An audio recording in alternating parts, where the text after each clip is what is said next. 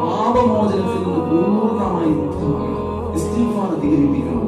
അസ്തഗ്ഫിറുല്ലാഹ്. തിന്മകളുടെ ജീവിതത്തിൽ സംഭവിച്ചു പോയിട്ടുണ്ടെങ്കിൽ, എന്തെങ്കിലും മോശമായ തിന്മകൾ നമ്മുടെ ജീവിതത്തിൽ സ്ഥിരമായി നാം ചെയ്യുന്നുണ്ടെങ്കിൽ അതെല്ലാം പൂർണ്ണമായി ഒഴിവാക്കണം. ഇസ്തിഗ്ഫാർ ചെയ്ത് തൗബ ചെയ്ത് പശ്ചാത്തപിച്ച് അല്ലാഹുവിലേക്ക് മടങ്ങിയാൽ അല്ലാഹുവിന്റെ സഹായം ഉണ്ടാകും. ഇതിനുള്ള തൗഫീഖ് ഇമാം ഷാഫി റഹിമഹുല്ലാഹ് അദ്ദേഹം ഒരിക്കൽ അദ്ദേഹത്തിന്റെ ഉസ്താദിന്റെ അടുക്കൽ വന്ന് പോയിട്ട് പറയുന്നുണ്ട്, എനിക്ക് തീരെ ഓർമ്മ നിൽക്കുന്നില്ല, പഠിക്കുന്നതൊക്കെ മറന്നു പോകണം, പഠിക്കുന്നതൊക്കെ ഞാൻ മറന്നു പോകണം എന്നുള്ള പരാതിയുമായി അദ്ദേഹത്തിന്റെ ഉസ്താദായ വക്കീലിന്റെ അടുക്കൽ വന്ന് പോയി പറയുന്നുണ്ട്.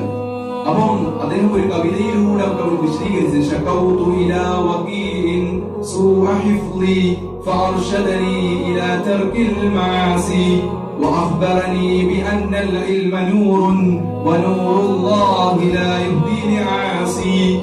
എന്താണ് പറയുന്നത്? ശകൗതു ഇലാ വകീൽ, ഞാൻ വകീൽ എന്ന ഉസ്താദിനോട് പരാതിപ്പെട്ടു. എന്താണ് അത്? എനിക്ക് ഹിഫ്ള് ഓർമ്മ നിൽക്കുന്നില്ല, ഞാൻ അങ്ങനെ പഠിക്കുന്നത് മറന്നു പോവുകയാണ്, എത്ര ശ്രമിച്ചിട്ടും ഓർമ്മ നിൽക്കുന്നില്ല.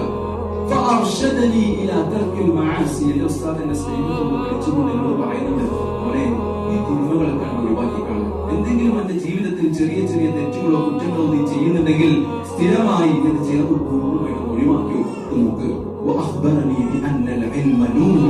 എന്നിട്ട് ഉസ്താദിനോട് വളരെ പ്രധാനപ്പെട്ട ഒരു കാര്യം പറഞ്ഞു. ഈ അറിവ്, ഈ ഖുർആൻ എന്ന് പറയുന്നത് അതൊരു പ്രകാശമാണ്. അതിനെ പ്രോത്സാഹിച്ച് തിളങ്ങി വെട്ടിത്തിളങ്ങി നിൽക്കും. ഇത്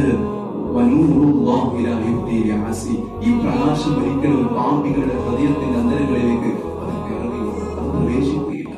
തിന്മകൾ ചെയ്യുന്നവർക്ക് അതിനുള്ള തൗഫീഖ് ലഭിക്കുകയില്ല.